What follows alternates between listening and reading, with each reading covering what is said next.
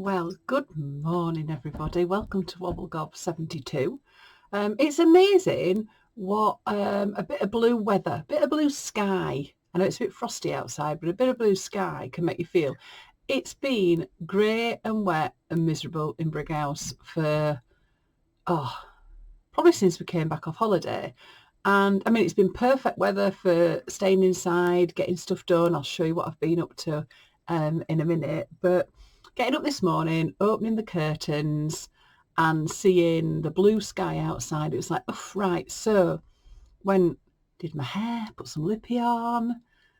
Even though I'm at home, made an effort with what I was wearing. Thought, no, come on, you're feeling good today. Let's get dressed. Get earrings in, get your rings on, get your lippy on, spray your hair, put a bit of perfume on, make a cup of tea, come and chat to people and have your breakfast. So that's what I'm doing this morning. I've got a list of jobs to do, but I just thought, you know what? This is my first official Wobble Gob of 2026. I hope you enjoyed last week's, which was just sharing mine and Mr. B's travels. We had an absolutely fantastic time. And yeah, loved Budapest. Absolutely loved Budapest. It's such a beautiful city. I think it was probably made even more beautiful with the fact that it had snowed. So everywhere was just white and sparkly. It was cold, very cold. The Danube nearly froze over, which apparently it has totally frozen over once before, but it's not usually known for freezing. So it was amazing watching all the big ice floes going down the river. But the most beautiful churches. We did a lot of walking, walked just about everywhere, apart from when we went out to the People's Park. We walked all the way out, but then got the tube back in.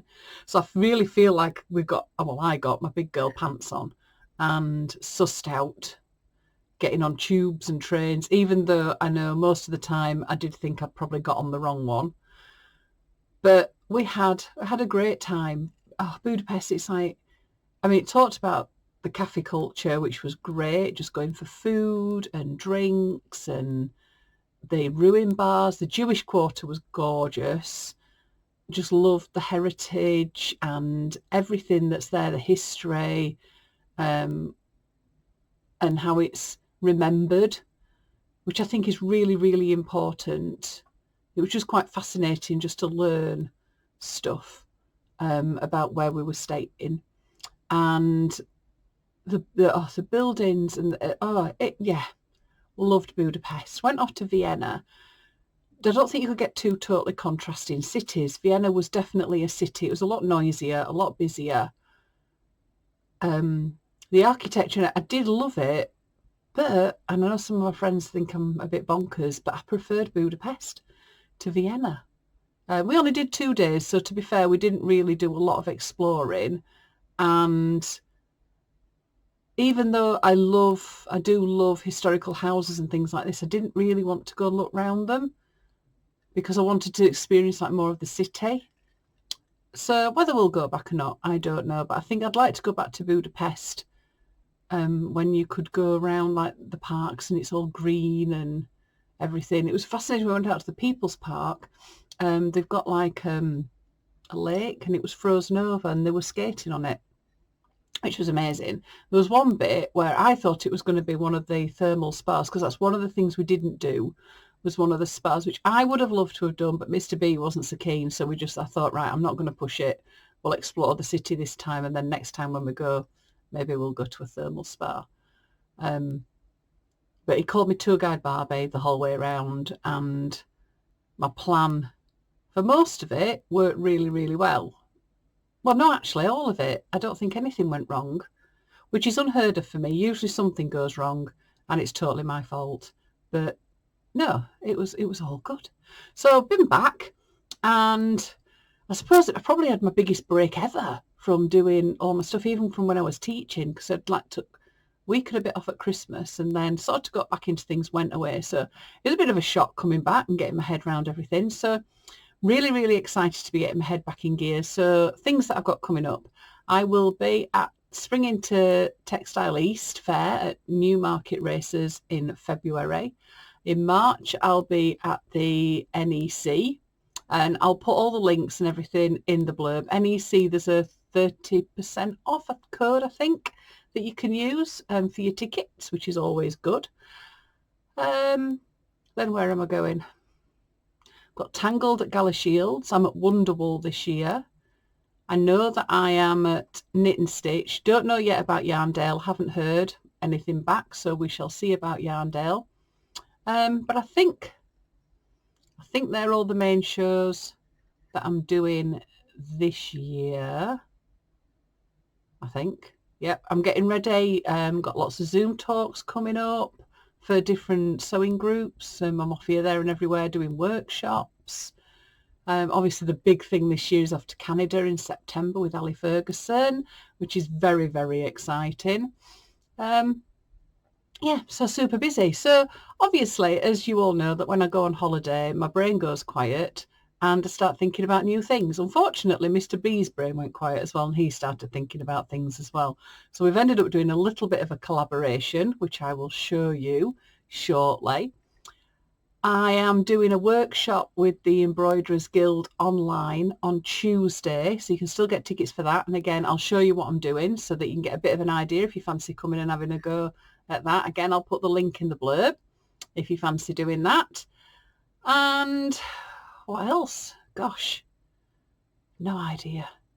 We're here, there and everywhere. Hopefully we'll get a few adventures in. I know we're off up to Scotland at some point. We've not planned what we're doing in the summer yet. We had chunted about maybe going to Ireland again, but not sure. But coming back from Budapest and Vienna, we were like, oh, travel bug, got the travel bug.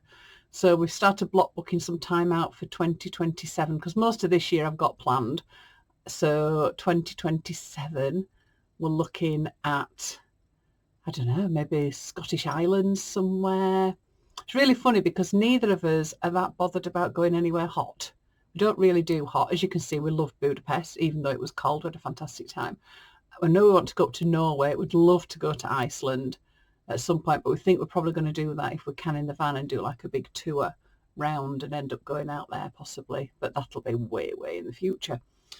So I'm going to drink my cuppa, have my breakfast, and then I will share with you what I have got on my desk. So what's on my desk today? A couple of eyeballs. So this is my collaboration with Mr. B, and we came up with this idea of Anne's Botanical series, which I'm hopefully going to start developing over the next few years. So this sort of was inspired by the 52 roundels that we're doing this year, and I'll explain why that came about. But when we were chatting, a lot of my templates and things like this are all inspired or have been inspired by walks that I've gone on and plants and flowers, and I'm just obsessed with colour and texture and pattern. And with stitch, I'm exactly the same. So we're looking at combining the two. So Robert has 3D printed these bowls, and there is a felt ball that goes inside them, and then they turn into these botanical bowls. So it's like an everlasting little plant that you stitch. So there's a vintage version and a Brights version, and I'm just busy at the moment getting the kits together and sorting out the videos. So you'll get a kit that has this in it, and it has everything in it to make a standard bowl. You've got the threads, you've got a couple of Yorkshire button templates, some little rings, little stamens, needle, pin, and there's a gallery sheet. And also what comes with these is a link to 2 videos. So to make the basic one, there's a video that's about 1.5 hours long that goes through all the different techniques that you could use to go on your bowl. Then there's an additional 1-hour video that can take your bowl to the next level and add other techniques and things like that in them as well. But I'm really pleased with how they have turned out. Oh gosh, I'm really, really chuffed. So This is Anne's Botanical series. So they are on the website at the moment. They're out of stock, but if you want to find out when they do become in stock, if you go onto my website and just click the email me when back in stock, you'll be first to hear, I suppose, when I get some online. They take quite a bit of time to put together, so I'll be dropping a few in every so often, and they will be coming with me to the shows. So I'm really, really excited about these. It's just been joyous just stitching them. Because you've got the videos, any level of embroiderer can have a go at these, and you can obviously add more things. I just give you the basic starting point. As you know, with me, I like just to give people prompts and ideas and things to think about, but then you can develop it however you want. So that's one of the things that I have been busy doing. Then another thing I have been busy doing, because I've sort of been working with circles, and I know a lot of you have my book in a tins, which is square and rectangular. I'm working on a circular sample at the moment as we speak. Excuse me, a bit of breakfast caught in my throat. So this is my it's back to front. This is my circular book. This is my sample that I am busy working on at the moment. I've forgotten to bring up with me the spine, so there's going to be a little wooden spine here that you stitch onto it as well. And again, there'll be a little video that goes with this. When I do this, the videos for the books are not how to do each page. They just talk through all the different sorts of things with a couple of little demonstrations on there. So I'm busy working on these. These might be a little bit of a while before they come out, because I've got some logistical bits and pieces to work on with this. So I am becoming a little bit obsessed with circles, which brings me nicely into the 52 roundels. So brilliant. It's great to see all the people that have joined the tribe. So you can take part in the 52 roundels in my Bobbing Along or What's Sewing On memberships. And I just thought I'd give you a bit of a heads up. If you haven't heard about it, or you're umming and ahhing, you're not quite sure what's going on, these are the first 4 little roundels that we have done so far. So hopefully you can see with this one here, so the first of the month is going to be a 3D one, how this really had a massive impact on designing the actual botanical bowls. I've always loved working 3-dimensionally because it gives you more surface area, but these are the roundels. So if you've not heard of my 52 projects, they all started back when we were in the midst of lockdown with the 52 tags, and it sort of snowballed into a project that's 52 videos. Now obviously it's a 52 that starts in January, so the idea is 52 weeks, there's 52 videos for that year. But you don't have to work like that. You can work however you want. So you can play catch up, you can join whenever you want, because the videos are there. So on my YouTube channel, the 52 tags are still on there. So if you've not heard about any of these projects, you might want to have a look back through, back to 2021, I think it was, when we did the 52 tags. And since then, we've done the flags, the stitches, the blocks, the words, and then this year we're doing the roundels. If you become a member of Bobbing Along or What's Sewing Along, you've got access to all what now will be 6 projects that are on there, and while ever you remember, you have access. So these are the roundels. So it drops on at 12 o'clock on a Friday. There's a little video tutorial. I'm doing mine 5 centimeters, but you could do them any size. Again, it's just a prompt. The idea with this, it's just a little bit of stitching you can do each week, that it's just something to do and something that's easily done. If you're a member of the What's Sewing On group, you also get access to the Stitching Hour, which is a 12 prompt project. And this year we're doing 12 tins. And this was my January tin that I did. So I'm working in little vintage tins. And the idea with this, again, it's just a little bit of textiles just to do. Probably takes a little bit longer. Sometimes does, sometimes doesn't. But again, this is a project it's like sewing. It's sewing for the soul. All these things are about sewing for the soul. That's what it's all about. it's just good for your mental health. It's not making things. When people ask you, what are you doing? What are you making? It's not about that. It's about sewing just because you love sewing. And then I had mentioned about the Embroiderers Guild workshop that I'm doing on Tuesday. So the link will be in the blurb to get tickets. So it's sort of building on the book in a tin idea. But it could be a book in a tin. It could be a book in a box. So these are 2 samples that I've got for the sorts of things I'm going to be doing. So this is in a little matchbox.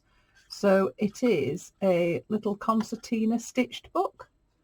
So I'm going to go through different techniques on here, different things that you could do to make a little miniature book in a box. I've also got here, I've got a little sweetie tin and actually made a little book. I think it's got a bit squished. There we go. Made a little book as well that fits in there. So this is bringing together my love of paper and my love of stitch. 2 things that I'm absolutely passionate about. I just think the 2 go together perfectly, hand in hand. So if you fancy joining me for that workshop, you nip over to the Embroiderers Guild Eventbrite and you can get a ticket for that there. Talking about books, I just had to show you this. I got this on holiday. It's just a tiny, tiny little book with an A on the front. I got this in Budapest. Couldn't not. It was just very, very, very, very, very cute. And then, I'm doing quite well here about leading on into things with books. So you've got my video. The other group that I have is the ink and tonic group. So this is nothing to do with stitch. This is all about books because, again, like I say, I have a bit of an obsession with books. So our ink and tonic tribe that we've got, it's all about working in books, and I'm really, really excited to look at what we're going to do this year. So we've already explored loads of different things. There's loads of little mini workshops on there, making different types of books. And then there's my journey in my book that I'm sharing with everybody. So my latest pages for that are my Budapest pages and Vienna pages. So those all done in my book. So I'm really looking forward to turning the page each month with this one. We've got blank pages ready to carry on doing bits and pieces. So the ink and tonic group is a little bit different. It's sort of really a resource for you to use. So I upload lots of videos in there of little workshops, techniques, things like that, ideas. And then we do have a monthly live where we talk about a theme for that month. And then there is a book club, which is just a social again. So is that everything that's on my desk? I think that's everything that's on my desk. What a busy desk. There was me thinking I haven't really done that much, but actually when you get it all together, it is all like a lot of stuff. It's just a lot of stuff. And it's a lovely day today and I'm feeling really positive. I've totally got my positive pants on today. So I'll be cracking on with, I don't know, putting things together, sorting things out, getting ready for shows, and just, I don't know, it's just, I've got my head back in the game again now, which is really, really nice after having a break. And it's quite nice just to be feeling really positive again about everything, I suppose, life in general. And yeah, I know I usually do a bit of a wellness quote, but I think it's positive pants. I think it's positive pants to end January. If you've got the sun shining, hopefully, I know it might be a bit frosty if it's super cold wherever you are, be safe and look after yourselves, but let's all get positive pants on and do some stitching today. And I will see you in the next Wobble Gob. I will send everybody love, hugs, happy stitching, and I'll see you soon. Ta-da!